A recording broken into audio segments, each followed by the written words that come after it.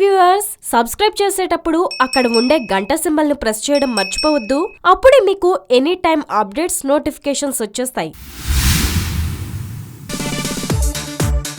టాలీవుడ్ లో స్టార్లుగా ఎదిగిన చైల్డ్ ఆర్టిస్టులు ఒకప్పుడు కుటుంబ బాధ్యత మీదేసుకుని కుటుంబాన్ని పోషించారు.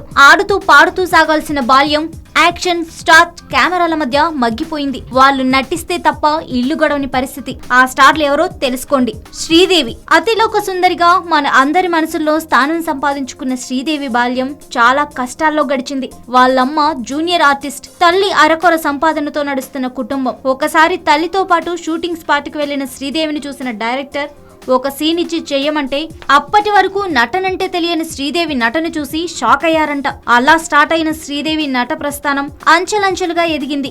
ఎన్టీఆర్, ఏఎన్ఆర్ లాంటి ఆనాటి నటులే కాదు, చిరంజీవి, నాగార్జునులతో కూడా నటించి అభిమానులను అలరించింది. శాలిని, శ్యామిలి అక్కా చెల్లెలది ఆంగ్లో ఇండియన్ ఫ్యామిలీ. పూట గడవని పరిస్థితిలో ఇంటికి దగ్గరలో ఉండే అసిస్టెంట్ డైరెక్టర్ శాలినిని చూసి సినిమా అవకాశాలు ఇప్పించాడు. అయినా అంతంత మాత్రమే. శాలిని చెల్లెలు శ్యామిలితో మణిరత్నం తీసిన అంజలి సినిమా వాళ్ళ దశని మార్చేసింది. చైల్డ్ సూపర్ స్టార్ అంజలి రెమ్యునరేషన్ అప్పటి స్టార్ హీరోల రెమ్యునరేషన్ కి సమానంగా ఉండేది. శ్యామిలి జగదేక వీరుడు, అతిలోక సుందరి, కిల్లర్, జోకర్ తదితర సినిమాల్లో నటించింది. సఖీ సినిమా ద్వారా శాలిని హీరోయిన్ గా పరిచయం అయ్యి తర్వాత అజిత్ ను పెళ్లి చేసుకుంది.